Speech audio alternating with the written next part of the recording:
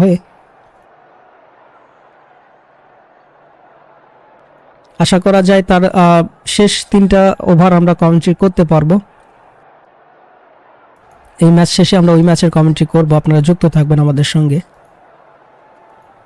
আবারও যাচ্ছেন চতুর্থ বলটি হাতে ডেভিড মিলার, এবারও চালিয়েছে লফটেড শট এবং ডিপ থার্ড ম্যান অঞ্চল ক্লিয়ার করে 4টি রান পেয়ে যাচ্ছেন।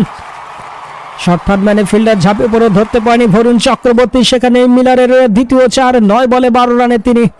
এখনো কিন্তু সম্ভব ওভার প্রতি 13.5 করে রানের প্রয়োজন, যেখানে ইতিমধ্যেই 4 বলে 11টি রান এসেছে।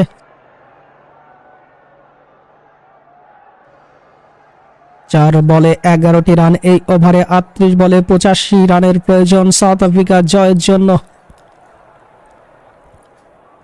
এখনো বলা যায় না ম্যাচ কোন দিকে গড়াবে। পাওয়ার হিটিং হলে কিন্তু সাউথ আফ্রিকা আবার নিজেদের দখলে নিতে পারে। যাচ্ছেন এগিয়ে, পরবর্তী বলটি হাতে হার্দিক পান্ডিয়া, পঞ্চম বল হাতে, এবারও চালিয়েছেন, আবার লফটেড হয়ে গড়িয়ে সীমানার দিকে ফিল্ডার আছেন, সেখানে কুড়িয়ে নেওয়ার আগে 1টি রান পেয়ে যাবেন। ওভারে 2টি রান পেয়ে যাচ্ছেন, এখানে 13টি রান ইতিমধ্যেই পেয়ে গেছে এই ওভারে।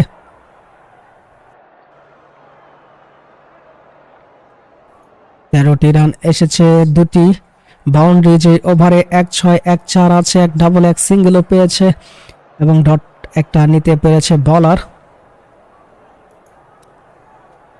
ওভারের শেষ বল হাতে হার্দিক পান্ডিয়া যাচ্ছেন ডেভিডের উদ্দেশ্যে, 10 বলে 14 করা ব্যাটার, এবার একটি রান পাবেন। লেগ সাইডে ঘুরিয়ে দৌড়টা দিয়েছেন। অবশ্যই 14তম ওভারে 14টি রানই পেয়েছে টিম সাউথ আফ্রিকা। এরা ওভারের সংখ্যার সঙ্গে রানের সংখ্যার মিল ঘটিয়েছে, যেখানে 1-6, 1-4, 1 double, 2 single, 1 dot ball. 14 over শেষে 150 অভিনন্দন সাউথ আফ্রিকাকে 5 উইকেট হারিয়ে কারণ রানে 10.71, রেকর্ড 13.67।